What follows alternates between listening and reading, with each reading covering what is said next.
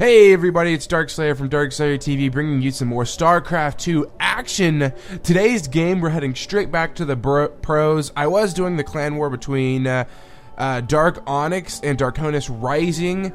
However, all those games are up and we are moving right back to the pros. And today, we have a game straight from DreamHack. I'm not sure which one, but it doesn't matter because up here at the top right on Cloud Kingdom, we have Evil Genius's EGThorZaiNRC. And down here at the bottom left of Cloud Kingdom as our red Protoss, we have aTnSocke. Oh man, did you guys see that intro where I took a swig? That was amazing. Best idea I've came up with in a long time. However, we are on Cloud Kingdom with a PvT, and PvT on Cloud Kingdom is basically as standard can get. Cloud Kingdom isn't really absurdly great for drops. As you can see, there's not a lot of backspace behind your bases. There's not any room for anything crazy. I mean, the worst thing you could see on Cloud Kingdom really is some crazy blink play from Socke or some crazy Reaper opening coming in from EGThorZaiNRC, because these cliffs are just so open. But other than that, I'm not sure of any specific plays we're going to be seeing from either player that isn't just straight up standard coming straight into this match. But it'll be interesting to see what we do see. Gas is going to be taken by Socke. He isn't going to be going for Nexus first, which should lead to a Cybernetics core before the Nexus. So we should be seeing maybe even, which gives you a few opportunities. It can give you the opportunity to do a little bit of pressure on Terran, especially if they decide to do anything crazy like a command center first, or if they forget this bunker right here. You can actually rush them as Protoss with a first Zealot, maybe even two Zealots and a Stalker, and if you can prevent that bunker from going up, you can actually delay the expansion for quite some time. As you can see, the Cybernetics core is going to go down for Socke before taking his expansion. Escape player is going to scout around, and Socke, being very smart, taking a very long path around here before heading up. However, that does mean the Marine is going to prevent any form of scouting, and that probe might not get away. Oh, just barely died. Just a little bit further, and that probe might have survived. But he was actually going around checking for any proxy raxes, anything like that. And EGThorZaiNRC actually taking a factory before expanding. So EGThorZaiNRC doing a possible 1-1-1 right here. He does only have one gas. Over here in Socke's base, you do see that he is going to grab that Zealot and Chrono Boost the Stalker, which means he does want to punish EGThorZaiNRC for expanding without building that bunker. Sadly for Socke, the bunker is going to go down, and I don't think EGThorZaiNRC has any plans on expanding anytime soon, as the starport was just dropped there for EGThorZaiNRC. So a 1-1-1 coming in from EGThorZaiNRC. Now it doesn't necessarily mean it's going to be all in. It just depends on how aggressive he wants to be with it, and if he decides to expand in the background. Here come the Zealot and Stalker, sadly going to be shut down as they come up this ramp. They might be able to do a little bit of damage, maybe even get a Marine kill if he's lucky, but the bunker is going to finish up right on time, and they need to get out of there, and he is going to take those Marines out and try to punish the Zealot, as it is too slow to get away from any additional damage. Sadly did not get the kill on the Zealot. And Nexus has been down for Socke for quite some time, as it is about halfway finished, and dropping two more gates. So we're seeing a 3-gate here from Socke, very standard. Isn't going to go straight for blink or anything crazy like that. And EGThorZaiNRC, he still hasn't expanded. EGThorZaiNRC, what are you doing? He has a medevac and he's producing Hellions. So we're going to be seeing a Hellion drop here by EGThorZaiNRC, which could cause Socke some problems if he's not ready for it. I don't think Socke is aware that the command center isn't down. All he knows is the bunker's there, and that's it. Socke could be caught off guard here as the medevac is fully loaded and making his way over to Socke's base. In Socke's base, you can see there's nothing here to defend. He is warping in warp gates. He has 2 sentries and a Zealot. The Stalker is on the watchtower, so it's very far out of position and may not be able to help with this Hellion harassment. And the medevac approaches closer, but what's he going to warp in with these warp gates? That's the real question, if anything. Uh-oh, Socke, you might be in a bit of trouble. We're just going to have to see. Good, he is warping in a Stalker. And here we go. The Hellions are being dropped, and here we go. The Hellions are making their way down to the mineral line. However, a nice pull. Very good reaction there. However, a few of the probes are clumping up, and Stalkers are being warped in. One Hellion is about to go down. Head over to the workers kill tab. He's got a total of 7 probes so far, and he is going to lift that up and try to get them out of there as quickly as possible. It's barely going to survive. Oh, 1 or 2 more shots, and that would have been lost, killing a total of 8 probes. Not bad there by ThorZain. Very good drop. And up here in ThorZain's base, still, he did expand. However, it's just now completing. However, he only killed 7 probes. If we check the units tab, you can see that, whoa, what happened there? That is surprising that ThorZain has the worker count there as that he does. I would have figured that aTnSocke would have been in the lead after only killing 8 probes, but excuse me, ThorZain doing the damage he needed to do and actually putting him in the lead now, especially with the addition of mules. So ThorZain not behind at all, actually taking a lead there with that Hellion dropping 2 more barracks.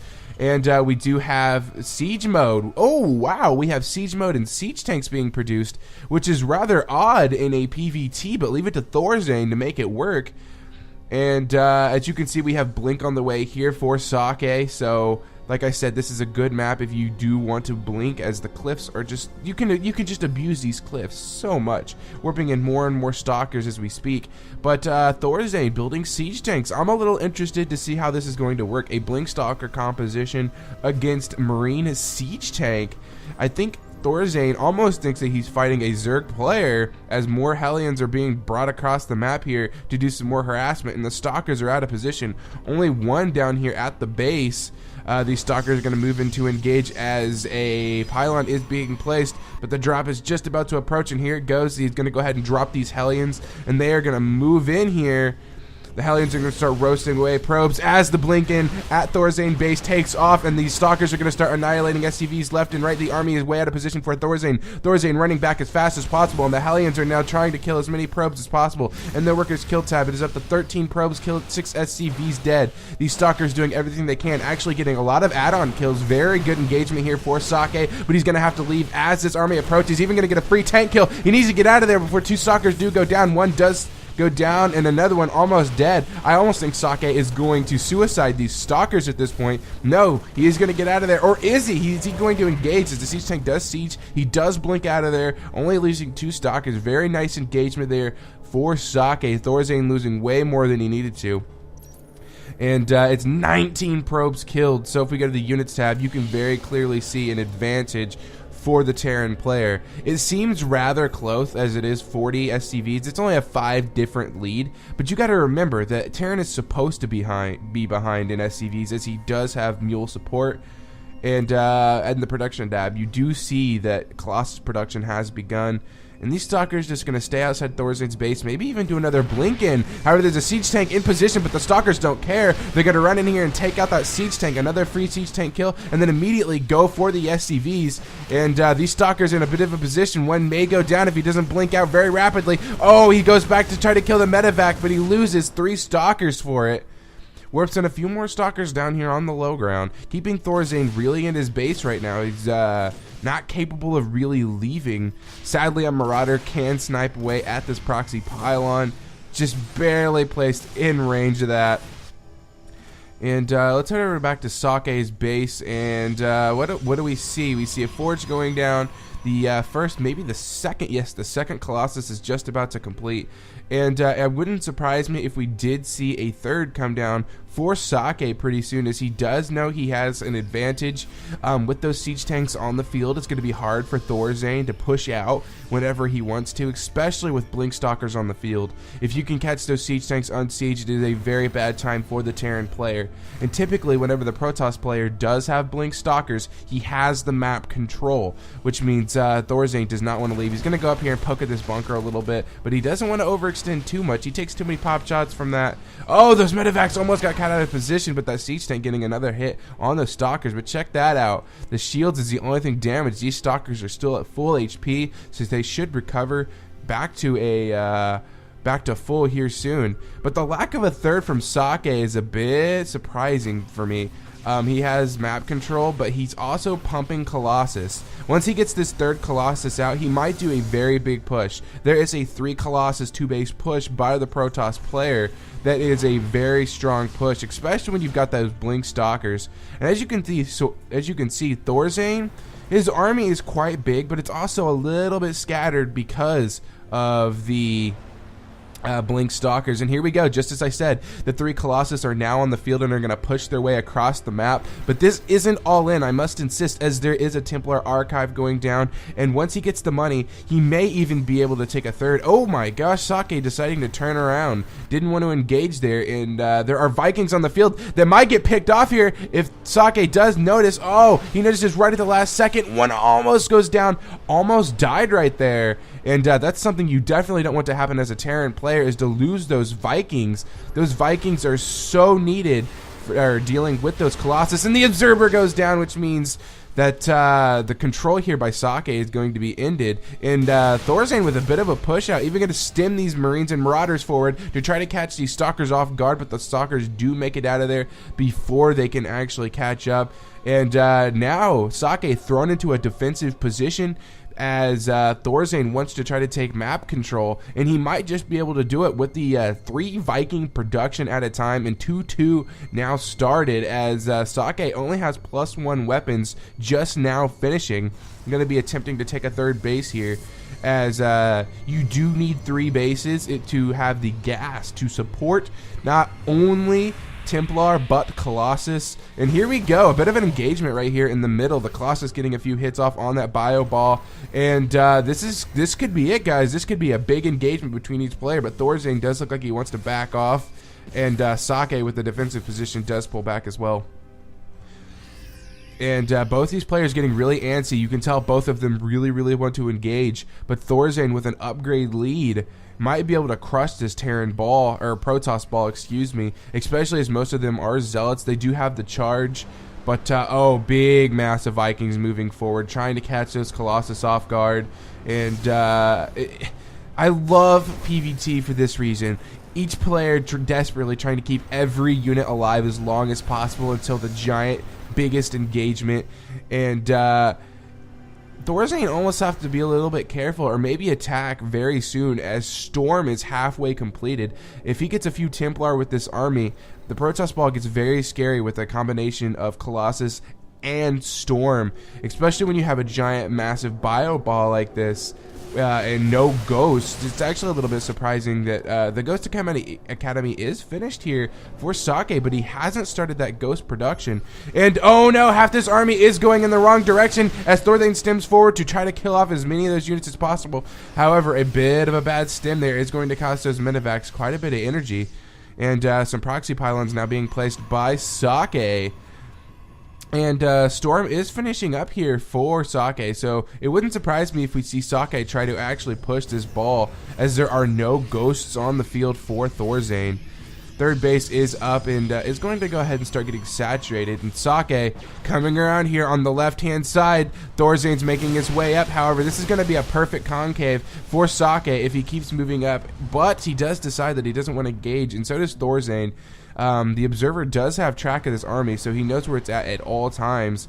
And both players kind of heading in the direction of each other's bases, so we might even see some kind of crazy base trade. However, it does look like Socke saying, no, that's not what I want, and is starting to turn around, which is an excellent idea, as he is fighting a Terran player. And oh, the third base is left wide open. ThorZain running in here to try to do as much damage as possible before the army can move in to engage. This Nexus will go down, as Socke is nowhere in position to handle this. His army is scattered and split. He is going to go to try and do a flank. No, my apologies. The army was just splitting, and gonna go ahead and gather back up here in this natural, and that's putting ThorZain in the lead once again.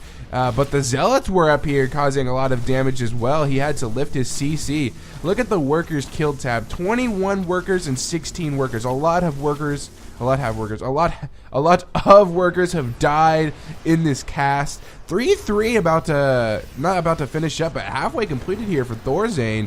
And we're only on 1-1 with Socke. If he's to engage, this Protoss army might get crushed, but the storms might be good. Here we go. We're going to try to engage. The storms do land on the Vikings pretty well. The zealots do move in, but the zealots are going to melt pretty fast, especially with the Terran in that concave. And the Templar getting a little overzealous there and will go down. aTsocke losing a lot of Templar here. Very, very big win there for ThorZain. And aTsocke in one heck of a position right now. He has to back off. The supply lead is so far in the Terran's favor, including upgrades. aTsocke, I don't think, can actually take a direct engagement right now. He's getting very, very aggressive, but this Protoss ball is way stronger than this, or this Terran ball is a heck of a lot stronger than this Protoss ball at the moment. aTsocke just doing everything he can, though, to keep the Terran in his base, and both players being denied a third. Both players very good on keeping their opponents on two bases, but the third base is going up again here for aTsocke. Going to opt to grab this expansion instead, as this is the side of the map his army is on. Typically, you're going to want to take it down here, as it is an easier expand. He is actually going to take that as well, so we're going to have 4 bases here for aTsocke. And here we go. We are pushing out, and these players might actually meet. I don't know if they have vision of each other yet. Medevac's pushing forward here, does see the army, and it does pull back immediately. And ThorZain with a little bit better of an attack right here, as the Stalkers are up front right now, and that's not exactly what you don't want. Blink Forward does try to kill off a few of those Vikings, and he is going to go ahead and engage. Guardian Shield was enabled, but the concave here by ThorZain would have destroyed aTsocke's army. He did see that, and he did decide to pull back. And a few more Templar did go down, and that's exactly what we don't want as for aTsocke. ThorZain now making his way over here to the force expansion. These Stalkers, Templar might be caught off guard. One Archon is made, one is left alone, and the stem forward by ThorZain is going to start rampaging towards this Protoss army. The Protoss is trying not to engage, but just decides to turn around. A nice storm there on the Vikings, and a huge storm on that bio ball. He ate every bit of it, but I don't know if it's going to be enough. ThorZain with not very many units left on the field, as the landings do decide to land to try to help this bio army. There is one Colossus left, however, and that Colossus is just eating things alive, as it does have 6 kills, and we're going to go even higher and higher. This is a very close engagement between aTsocke and ThorZain, but it does look like ThorZain going to end up on top, and now he's going to have free pickings at all these probes and the Nexus, and aTsocke going to have to give up another base, while in the meantime, ThorZain has a fully saturated third base, so he's going to go ahead and take that lead, as aTsocke does transfer his probes over to his third base. And Ghosts are on the field now, so a good few EMPs, and the Protoss army may be in trouble. However, as you just saw, ThorZain's storm dodging was not the best thing in the world, as he did eat one of those storms, and it evened up the battle way more than it should have. But both players right now scrambling to try to get units back on the field. There's a Colossus now on the field for aTsocke, trying to get everything he can, laying down more gateways, as there's already so many on the field. aTsocke actually not getting upgrades, as he just does not have the Vespian gas for it. He's been denied way too many bases, and he's just scrambling to get the gas, which isn't good, as the Terran player is on 3-3. ThorZain just doing an excellent job staying on those upgrades, and ThorZain opting to take a 4th base. If ThorZain can hold that 4th base, this game shall end pretty fast, as aTsocke is super far behind, and he just has no gas to support anything. And will this Zealot kill the Marauder? The Marauder's running for its life, and it's going to turn around, use a concussive shell. The Zealot will stop, and the Zealot will die, sadly, as the Marauder does have concussive shell. I kind of wanted to see that Zealot catch up, I'm not going to lie. And all these probes are going to be caught off guard, as the army does stem and kills every single one of them. However, aTsocke's army does move in to engage, but the army is just so small compared to the Terran army, and the Viking even going to take out that Colossus. And there's the GG from aTsocke, doing a very good job at the beginning of the game, doing everything he can to keep the Terran in his base. However, he didn't expand, he fell way behind on gas. ThorZain doing an excellent job preventing that third base. And that's that. Very good game, though. I enjoyed it. I stumbled over my words quite a bit, but I'm getting a lot better at casting, guys, and I'll see you next time.